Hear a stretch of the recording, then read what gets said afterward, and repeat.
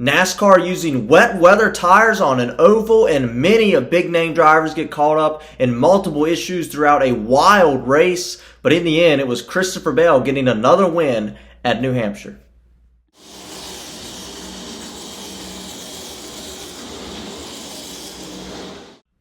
Hello everybody, welcome to Dirty Air. I'm your host Alex Lambert, and let's talk about a wild New Hampshire race. We had weather come into play. We raced on wet weather tires on a fast oval, but in the end it was Christopher Bell getting another win. We had multiple playoff implications as well. Let's try to break down everything that just took place in New Hampshire. What a race it was.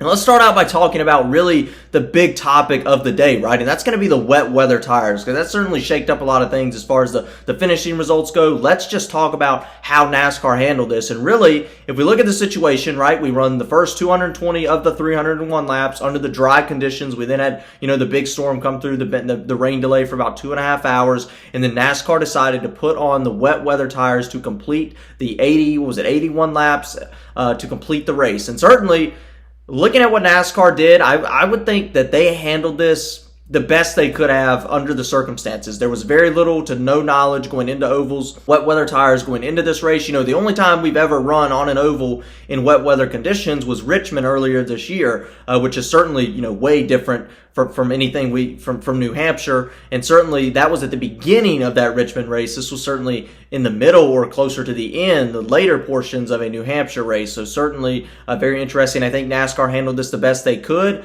allowing the teams to have non-competitive pit stops. Certainly interesting when we went into that. You could argue, you have arguments for both, doing the competitive, doing the non-competitive. I think NASCAR was really just trying to walk into this, which certainly it looked like they did a good job. I think this could have went way worse, right? You could have had, a few incidents. It could have been more sloppy. I think NASCAR did this the best that they could, considering it was a more of a strange situation. So sort of walking into this new era of oval rain racing or oval wet weather racing. They've already said they're not going to race while there's falling rain due to visibility issues. So certainly interesting. NASCAR is going to continue to evolve at this, but certainly if we look at a few other instances, I go back to Circuit of the Americas in 2021. That was really a messy situation. That was not something that you want to have when testing something new, even if it's wet weather related. But certainly now that we've learned a little bit about what we can do on road courses and now going to the ovals, I'm excited to see that NASCAR is trying this, and it looked great today. Did not look, sketchy whatsoever to me.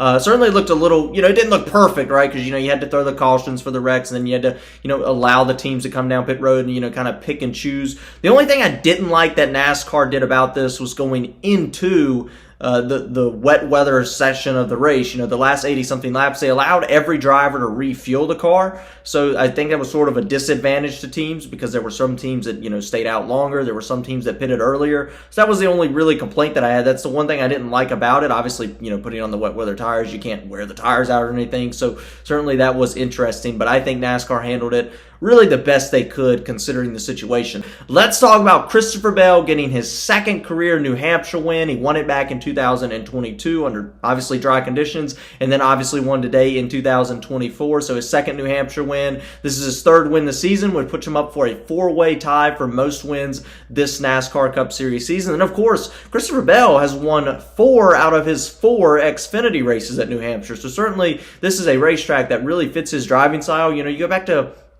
a couple other drivers like Martin Truex Jr., sort of similar. He's very solid at this racetrack, has good results.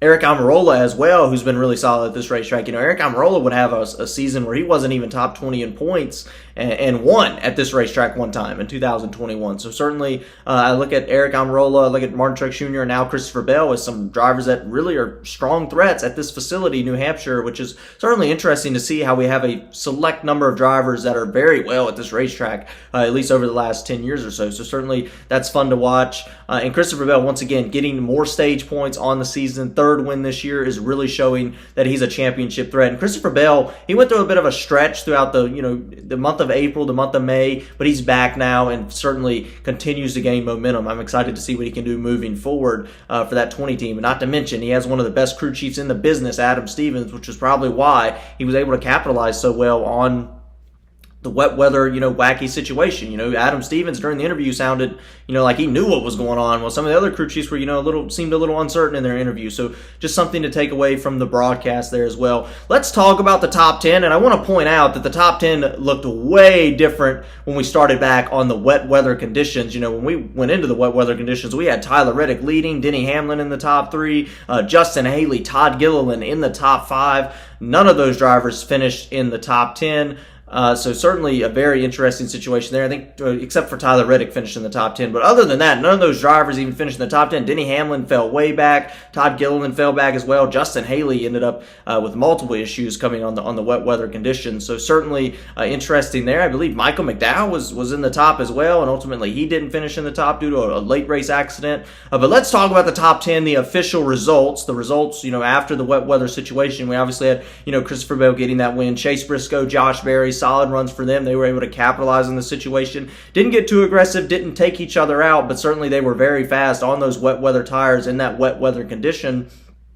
And it was certainly complicated too, right? Because you had, for a while, you had, the racetrack that was drying, and then it was, still wet, so you couldn't put the slicks on, but then you couldn't put the wet weather tires were also wearing very quickly as well because the track was drying. So it was certainly a very complicated situation, but those drivers were able to capitalize on it. And SHR has been solid on, rain racing conditions for quite some time now, even if you go back and look at some of the road courses. So certainly interesting that they did finish in the second and third position. You had Kyle Larson was able to capitalize on a solid fourth place finish. Kyle Larson was complaining about massive tire wear before that second to last caution, so certainly the caution saved him there, was able to get a solid fourth place finish today. One of your points leader right now, actually, Kyle Larson. You have Chris Buescher finishing in the 5th position, solid run for that 17 team trying to make a playoff spot. Tyler Reddick, who once again was actually leading going into the weather portion of the race, the wet weather portion of the race, but fell back just a little bit, but was able to hold on to a solid 6th place finish, which is certainly solid for that Toyota, that 45 Toyota, which in the dry conditions, he's probably the worst running Toyota out of all of them. So certainly interesting there. You have Ricky Stenhouse Jr.,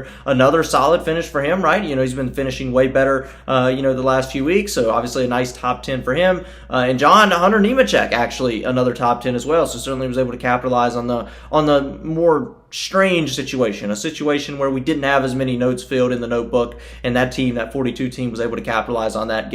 An 8th place finish. And then, of course, you have Martin Truex Jr., who was one of the fastest cars of the day. He looked very fast early on in the race. He looked like he was, going to have something for Christopher Bell in the early stages of the race. And then, unfortunately, had problems on pit road, lost a lot of track position, then got caught up in a wreck after that. All that during the dry portion of the race, but was able to come back and get a nice top 10 finish. So certainly not bad for Martin Truex Jr. there. One of those drivers that's, like I mentioned earlier, has been really fast at this racetrack.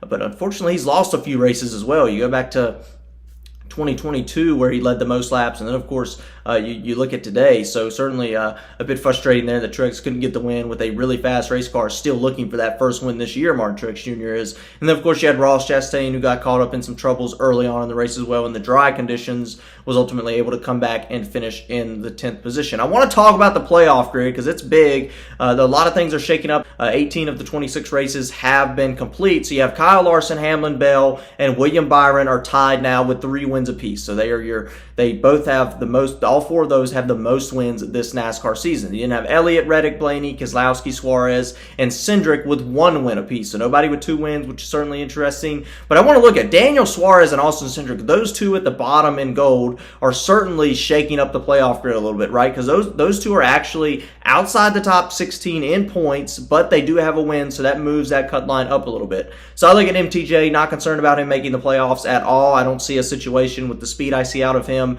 missing the postseason. There's really, I see no situation where Martin Truex Jr. doesn't make the playoffs, so he's my least concern. It gets a little more concerning when you look at Ross Chastain, right, because you could have a lot of different winners. You have Ty Gibbs 82 above, Alex Bowman 58 above, and then Chris Buescher 50 above. So the only concern that I would have for Chris Buescher and Alex Bowman would be if you get another winner below the cut line, right? I mean, Josh Berry finishing in the 3rd position today, Chase Briscoe finishing in the 2nd position today could certainly shake things up, and you still have that Daytona race and strategic racetracks like Pocono coming up in those last 7 races of the regular season. So certainly You've got to keep an eye on that. For Joey Logano, 17 stage points today is big for him because that essentially puts him over the cut line, right? Because, Bubba Wallace had his issue, didn't get many stage points, and then Joey Logano with the 17 stage points then had his issue in the third stage of the race. Actually, the beginning of the third stage, gets taken out in an accident, ultimately not getting the finish he wanted, not getting the result he wanted,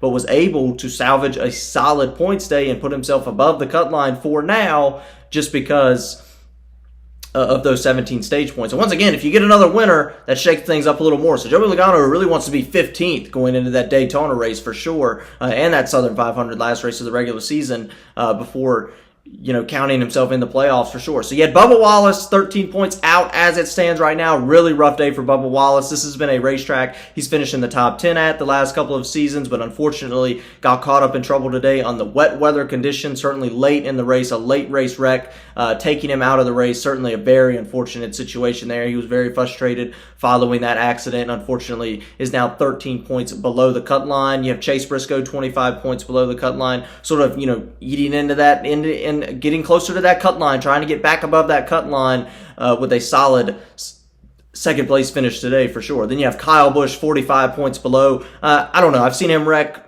100 times the last 4 years at this racing facility. I don't believe he's finished a race here since he wrecked in the rain in 2021. A couple of wrecks last year in practice, qualifying, and the race. And then, of course, unfortunately got involved in multiple wrecks today. Was actually riding around under caution when we were about to start back after the rain delay. I'm not sure if something broke in the car, but slammed the wall, then just got out the car and walked away. So the frustrating Kyle Busch's bad season continues with more issues today in New Hampshire. A disastrous day for the 8 team and Kyle Busch. If I'm a Kyle Busch, I'm looking at trying to get a win now because I'm 45 points out. If I get another winner, I could be 50-something, 60-something points out. With the speed I have, I don't think you can point your way in. If I'm Kyle Busch, I'm just looking to try to find a victory somewhere. I'm taking more risks than I would have earlier in the season. Same thing with Josh Berry in 20th and really everybody else below, right? Michael McDowell, Todd Gilliland, a few other drivers that can take risks. And I do want to mention one more thing. There was an incident in the late stages of this race. You had Ryan Blaney and Michael McDowell get caught up in an accident in the closing laps of the race on the second to last restart. So certainly that was unfortunate for those two.